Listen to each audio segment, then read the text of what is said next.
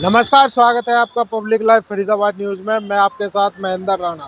अभी हम खड़े हुए हैं मैगपाई और यहाँ पे बता दें 2024 का चुनावी रण शुरू हो चुका है। कई पार्टियों में सांसद पद के जो उम्मीदवार हैं उनको टिकट भी मिल चुके हैं और कई उम्मीदवारों को अभी मिलना बाकी है। ऐसे ही यहाँ पे एक प्रेस वार्ता की गई मैगपाई में भारतीय संयुक्त मोर्चा, जिसमें जो नई पार्टी है, नई पार्टी के रूप में अपने कैंडिडेट उतारेगी, सांसद उतारेगी और 2024 में आपको नए सांसद के रूप में उम्मीदवार दिखाई देंगे। तो यहाँ पे अभी प्रेस वार्ता होना बाकी है। आइए बात करते हैं, अंदर चल के दिखाते हैं आपको सारी चीज़ें। धन्यवाद। आज प्रेस वार्ता की है, क्या उद्देश्य है, क्या बातें हैं? हमारा एकमात्र उद्देश्य है, जहां आज भारतीय जनता पार्टी हो, कांग्रेस हो, आम आदमी पार्टियां हो, तमाम लोगों से हमारे भारतवासियों का, जनता का विश्वास उठ गया है। और क्योंकि आम आदमी पार्टी से जैसे कि हम जुड़े हुए थे, वो भी कुरुक्षेत्र में चली गई, तो फरीदाबाद के लिए हम जुड़े थे और फरीदाबाद का आज विकास नहीं हो पाया।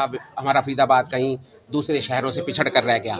ये सब बताने की बात नहीं है, हम ये सब काम करना चाहते हैं और इसी वजह से अकेला व्यक्ति आज भ्रष्टाचारी पार्टियों का, व्यापारी पार्टियों का जाकर सामना नहीं कर सकता।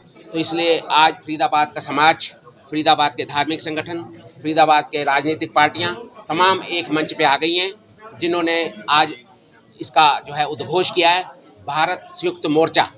भारत संयुक्त मोर्चा, जैसे आप एनडीए देखते हैं, इंडिया देखते हैं, इसी तरीके से एक विकल्प के रूप में, चाहे जहां व्यापारीकरण ना हो, जहां भ्रष्टाचार ना हो, जन जन की सेवा हो, जन जन की पुकार हो, उसकी सेवा करे। इसके लिए भारत संयुक्त मोर्चे ने आज आपके बीच में जो है उद्गम हुआ है और मैं विश्वास दिलाता हूं फरीदाबाद की जनता को कि हम अपने राजनीति में तमाम सच्चे अच्छे लोगों को, प्रत्याशियों को उतारेंगे, चाहे वो कोई भी चुनाव होगा। और फरीदाबाद को किसी भी तरीके से हमारा जिद है, गुड़गांव, दिल्ली और महानगरों से बेहतर स्थिति में ला के देंगे। कैसे रणनीति रहेगी आगे की आपकी?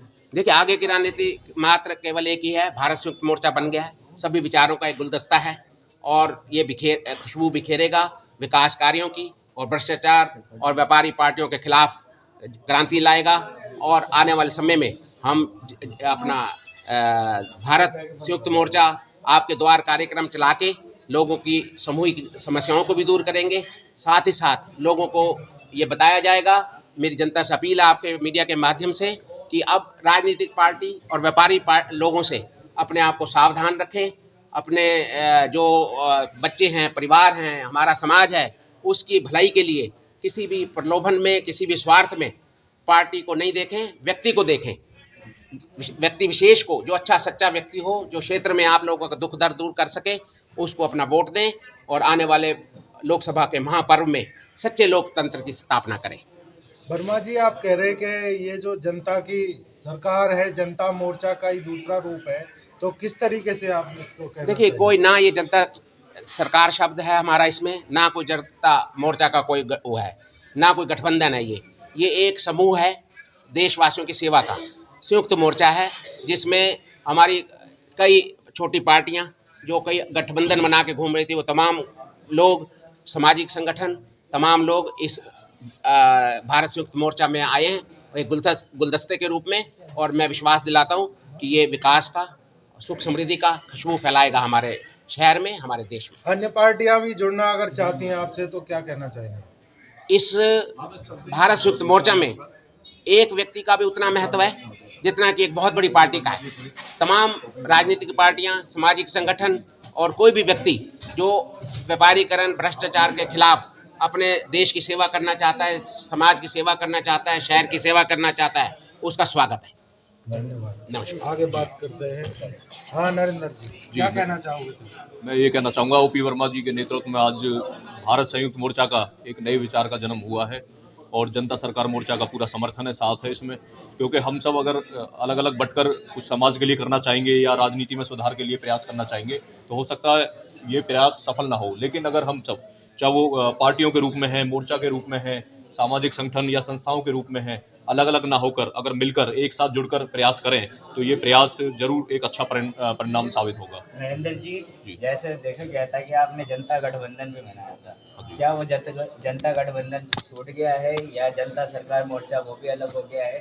क्या जी। कहेंगे इन बातों पर? देखिए, टूटना कुछ नहीं होता है, क्योंकि एक पुराने विचार से ही नए विचार का जन्म होता है। और इसमें आम आदमी पार्टी में भी हम सब ने कार्य करके देखा कि भाई जनता के लिए कुछ काम किया जाए, लेकिन जब पार्टी ही मैदान छोड़ जाए तो कहीं ना कहीं हताशा निराशा होती है। देखिए, हार जीत एक अलग मुद्दा है।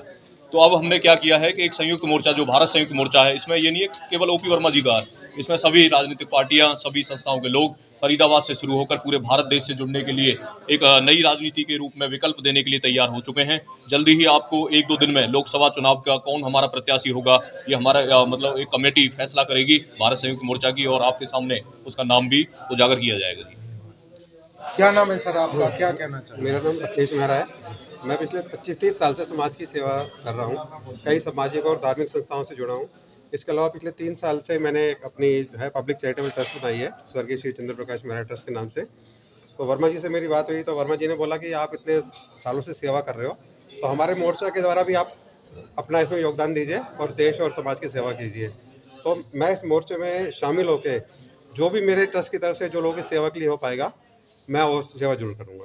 क्या वर्मा जी किसी पद के लिए इस पार्टी को ज्वाइन किया है? जी नहीं, बिल्कुल भी नहीं। हमारा जैसे मैंने क्या बताया कि 25-30 साल से निस्वार्थ सेवा में हम लोग काम कर रहे हैं, और 3 साल से मैंने एक अपना पब्लिक चैरिटेबल ट्रस्ट बनाया है। तो हमारा पर्पस सिर्फ सेवा करना है। क्या नाम है सर आपका? मैं मुकेश सिंह, आम भारतीय पार्टी के राष्ट्रीय अध्यक्ष। मैं 2 बार लोकसभा चुनाव लड़ चुका हूँ, 2014, 2019। किस पार्टी से? पहले एंटी आम आदमी से लड़ रहा है, क्योंकि मैं अन्ना जी का सदस्य था और उनका स्वराज मैं आज भी लेके चल रहा हूँ कि स्वराज मुद्दा पर कोई नहीं लड़ रहा है। अरुण शर्मा। देखिए, मैं पहले तो ये कहूँ, जो संयुक्त जो शब्द है, आप भी देखें संयुक्त होके आज ये इंटरव्यूज ले रहे हैं लोगों का, तो संयुक्त अपने आप में बहुत सुंदर शब्द है। जहाँ तक इल्ज़ाम की बात है, ये शायद इल्ज़ाम से ज़्यादा एक असंतोष है जो हृदय से निकल रहा है। तो मुझे नहीं लगता कि इल्ज़ाम शब्द सही रहेगा इस बात के लिए। रही बात मेरी अपनी व्यक्तिगत, तो मुझे लगता है कि अन्ना हजारे जी ने और उनसे पहले ज़्यादातर जितने भी चिंतक, भारतीय चिंतक हुए हैं, सबने एक ही बात देखी। और अन्ना हजारे आज भी कहते हैं कि मैं पार्टियों में बिलीव नहीं करता, क्योंकि पार्टियां करप्ट होती हैं। कारण क्या होता है कि कोई एक व्यक्ति विशेष उसको लीड करता है, बाकी उसको फॉलो करते हैं, तो वो देश की विचारधारा ना होके उस व्यक्ति की विचारधारा हो जाती है जिसको वो फॉलो करते हैं। व्यक्ति अच्छा है तो काम अच्छा हो रहा है, लेकिन फिर भी कहीं ना कहीं वो लोग देश के ना होके वो पार्टी के हो जाते हैं, और ये जो बंधन है देश के लिए बहुत खतरनाक है।